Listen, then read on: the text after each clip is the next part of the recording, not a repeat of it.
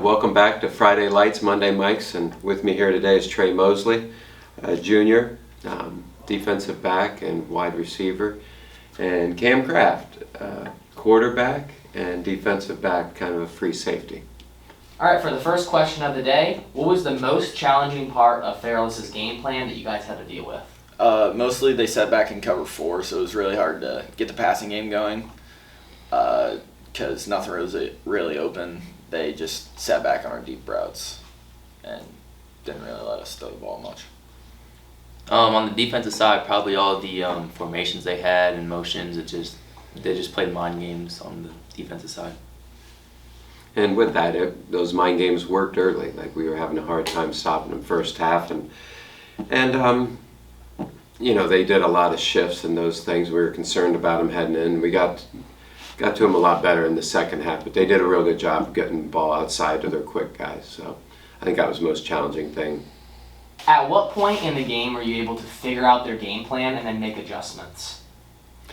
At halftime we had a lot more time to make adjustments, but it still comes down to execution, making plays, and then we ended up getting an interception, returning it for a touchdown. A little bit of momentum swung there, and they were doing a good job of getting the ball to the outside, and Case McDaniels made a nice break on the ball and returned it for another pick 6, which is 4 on the year, which is kind of unheard of. But there was other, maybe Cam here could add to it because he had a pick later in the game. So I would say like midway through the third quarter, it was right after they scored their second passing touchdown, second or third, and we switched to cover 7 when they go empty, and they really had a hard time attacking that. So, Cam, what was going through your head when you got the interception in the fourth quarter to swing the momentum even more in your guys' favor?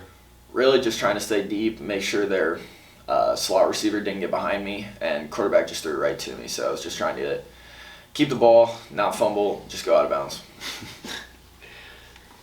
So every week presents a new challenger. What do you guys see as the key to coming out strong against Canton South? For me, I think we're going to have to shut down their air game because they have a quarterback that can throw this week, and they have some pretty good receivers that we can see making some hurtful plays against us.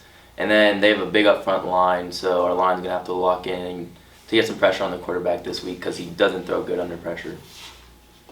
Really, I think just got to get the run game going because that opens up the pass game. They have a couple big guys on the D-line. Our offensive line is probably just going to have to play the way they've been playing, just get the run game going. That's pretty much it. What's the biggest adjustment that the team has focused and is going to focus on this week in practice after Fairless and preparing for Canton South? Every team presents different challenges, but like one of the things that we talk about is like don't let outside noise affect the football team and our chemistry. And one of the differences I can see coming up is they're calling for a lot of rain this week, and we have not dealt with wet footballs, how we're handling the football, and obviously our fundamentals and taking care of the football have been overall pretty good. So I think that right there in itself possesses just a different challenge. Thank you guys for coming out for this episode of Friday Lights, Monday Mics.